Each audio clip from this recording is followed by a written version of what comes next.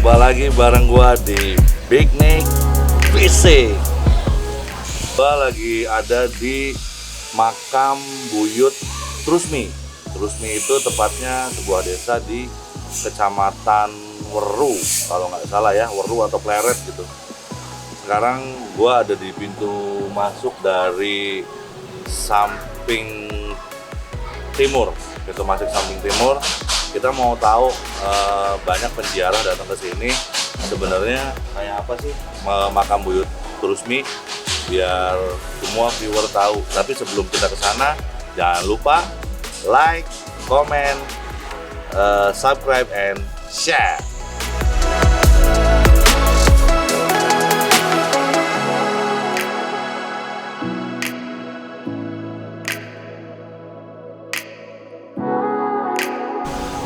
Ya, sekarang gua ada di lingkungan makam keramat Buyut Trusmi. Hanya saja perjalanan kita tuh nggak bisa sampai masuk ke dalam karena memang di dalam tidak boleh menggunakan kamera atau video. Jadi tempat ini adalah tempat orang-orang yang ziarah ke makam ini, barangkali yang mau, kalau kata bahasa Cirebon tuh ngalap berkah. Kalau mau ngalap berkah, mereka bisa istirahat, tidur di sini. Di sebelah sana juga ada. Terus kalau ke wilayah sana saya nggak boleh ambil videonya, makanya kita coba keliling ke, ada yang keren lagi di sini namanya Masjid Haji Raksa, Masjid Keramat Haji Raksa Buyut Trusmi ada di sini. Let's go brother, ke sana.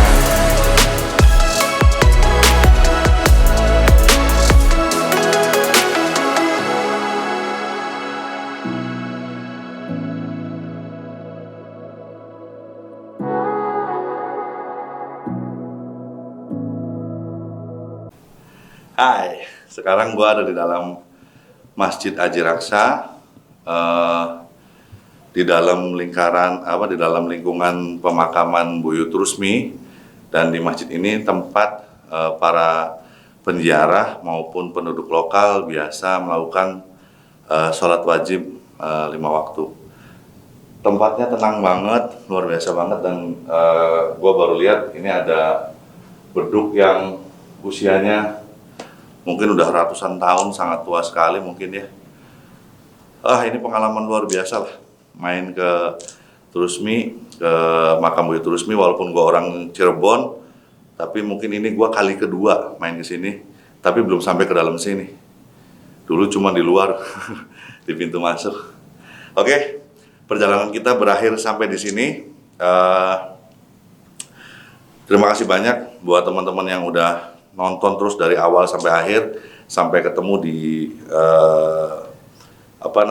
di rumah kediaman Pak Yai Tony. Pak Yai Tony adalah Pak Kiai yang mengetuai Kiai kunci di Buyut Trusmi. Nanti kita akan ke rumahnya. Oke? Let's go brother. Oke, masih bareng gua Big Nick di Big Nick Fisik. Sekarang gua lagi ada di kediaman Pak Yai Tony. Pak Yai Tony adalah kepala Kiai kunci untuk makam keramat Buyut Trusmi. Kenapa gua sampai ke sini? Karena beliau ini adalah orang atau sosok yang memang penuh dengan keilmuan dalam kaitan tadi konteks sejarah, konteks budaya yang memang perlu kita gali ya, supaya masyarakat luas, teman-teman viewer bisa tahu apa sih makam Buyut Trusmi, di mana sih makam Buyut Trusmi, dan sejarahnya seperti apa, berkaitan dengan apa. Untuk tahu lebih jelas, kita tanya-tanya sama Pak Yai Tony. Assalamualaikum Pak Yai. Waalaikumsalam. Kabar Pak Yai gimana? Baik. Alhamdulillah baik. Pak Yai, tadi Niko udah keliling nih ke makam keramat Buyut Trusmi. Cuman tadi setelah berkeliling, di benak dan hati saya ada banyak banget pertanyaan Pak Yai. Artinya bagaimana sejarahnya Buyut Trusmi itu, terus di mana makamnya, dan seperti apa cerita sejarah yang bisa kita gali agar teman-teman viewer di seluruh penjuru Indonesia maupun dunia ini mampu meresapi dan tahu akhirnya sejarah Buyut Trusmi itu seperti apa. Monggo Pak Yai.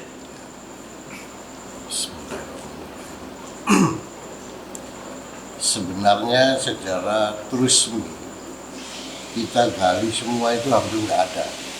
Nggak ada. Ada pun nanti beda-beda. Karena yang tidak tahu ilmunya itu mesti tidak tahu sejarahnya. Tidak tahu ilmunya, tidak tahu sejarahnya. Jadi sejarahnya ada di dalam ilmu. Zaman dulu di Trusmi itu pakainya bukan agama, ilmu. Yang dinamakan layang Kalimasada. Layang Kalimasada. Nah, itu sejarahnya ada di dalam itu. Kalau sejarah terang, sejarah Padang, itu yang mungkin bisa sedikit, cuman secuplik wajib kita sampaikan. Sepenggal kisah ya. Iya. Mbahku Cirebon kedatangan ponakannya Sarip Hidayatullah ke tanah Cirebon, itu mbahku pindah ke Trusmi. Pindah ke Trusmi. Dia pindah ke Padepokan dengan berpakaian kiai, dengan ponakannya yang bernama Bung Cikal. Bung Cikal. Bung Cikal itu sejak lahir dia sudah sakti mandraguna. Sampai dewasa cuma nakal. Kebiasaan mbahku tuh suka cocok tanam, itu dirusak terus. Iya. Jadi nanam pagi dirusak, sorenya tumbuh lagi. Dirusak sore, paginya tumbuh lagi. Maka Padepokan itu dinamakan Trusmi. Terus bersemi. Terus bersemi. Terus bersemi. Itu dari filosofi yang nyatanya itu. Ilmu Padang lah ya. Ilmu Padang. Kalau itunya sebenarnya yang dinamakan Trusmi itu terus urip. Terus urip. Di Kedungan Pati. Secara keilmuannya. Iya. Terus hidup. Makanya di Trusmi itu banyak yang tanya di mana kuburannya Buyut Trusmi. Buyut Trusmi. Kalau kuburannya ya Allah alam. Ya Allah wa'alam. Karena semua wali itu nggak ada yang kuburannya wali dari Demak ya kuburannya pasti di Demak. Betul. Wali dari mana aja tempat di situ. Nggak ada wali yang umpamanya kuburannya di ini ada ini, cuman petilasan saja. Petilasannya ada. Iya. Nah tinggalannya buyut ya banyak. Satu nanti ada Balai Malang, ada Balai Pekuncen, ada Peseban, ada Pendopo, ada Sumur Keramat, Masjid Keramat, nanti Pekulahan, Witana, Pendadaran, nanti Jinem, Pesalinan, itu semuanya 14 peninggalannya. Nah, Pak Yai, sebetulnya yang dinamakan Buyut Trusmi itu sebetulnya siapa sih, Pak Yai? Kalau masyarakat kita umumnya, Buyut Trusmi itu Mbahku Cirebon. Buyut Trusmi itu Mbahku Cirebon. Iya, yang dinamakan Walang Sungsang. Walang Sungsang. Putra pertama Prabu Siliwangi. Tapi kenapa dinyatakan bahwasanya sebelum ini kan kita sudah ngobrol-ngobrol ya Pak Yai ya. Kenapa dinyatakan bahwasanya tadi Trusmi itu adalah awalnya dunia? Ya. Ini saya tertarik nih Pak Yai. Gimana tuh Pak Yai? Ya kalau cerita sampai ke sana ya mungkin agak berat dan mungkin tidak akan habis-habis sih. Dan mungkin juga viewer nggak ngerti. Ya dari babat zaman itu nanti. Nanti isinya bumi semengkurupnya langit. Nama bukunya. Ya. Nah itu memang ada sekilas orang tua kita menyampaikan begitu ke kita. Belum ada jagat itu sudah ada jagat di langit tingkat 7 yang dinamakan planet Husna. Planet Husna. Husna dipimpin oleh Betara Guru. Nah, Bendara Guru ngomong ini ya, Semar, Togog, kamu nanti saya turunkan di tanah Jawa. Semar turun ke tanah Jawa, ke sini belum ada apa-apa. Bikin dia wit tanah. Wit tanah. Awit-awitnya tanah. Oh, mulanya adanya tanah. Iya. Oke. Belum ada jagat, belum ada jagat. dunia. Nah, Semar pergi lagi, Togog turun. Turun lah, sudah ada tanah, tapi nggak ada orang. Bikin pekulahan. Pekulahan tuh Kolam tuh. kolam. Nah, pekulahan itu mula-mulanya ada air. Awal muasal adanya air. Itu. Makanya itu mulai babat zaman tuh. Lihat tanah hitam, lihat air putih, diciptakan awan-awan bengi. Terus seterusnya gitu. Cuman Togog dengan Semar sama-sama ketemu tuh. Berangkat ke sini sudah ada orang. Jadi belum ada daerah, belum ada apa, sudah ada orang di sini. Malah ngundangnya Eyang merahnya Pendawa Lima mana? Nah, Pak Yai, kebanyakan orang kalau ziarah ke Buyut Rusmi itu rata-rata apa sih Pak Yai yang diharapkan oleh mereka tuh seperti apa sih Pak Yai? Ya, terutama kita cari keberkahannya sih. Keberkahan.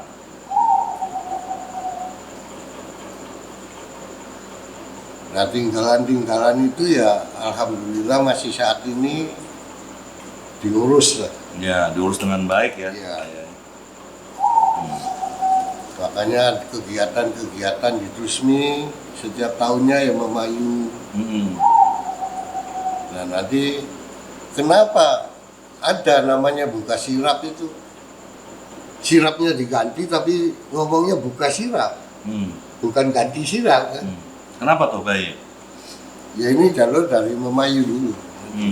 Memayu kan ganti atap yang sudah rusak.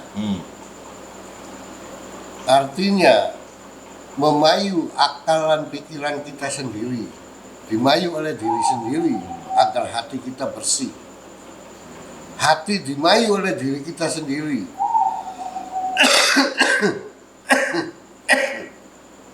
agar lampu kita benar.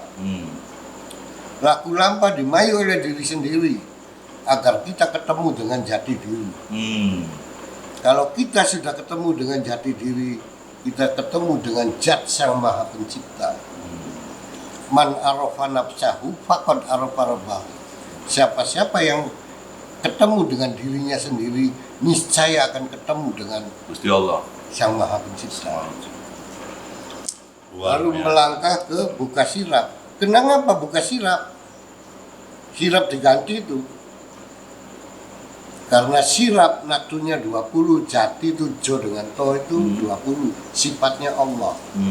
Sifat Allah itu tidak boleh diganti. Tidak boleh Hanya diganti. dibuka. Makanya buka sirap. Dibuka, dipelajari, diresapi, dihayati tentang kegaiban.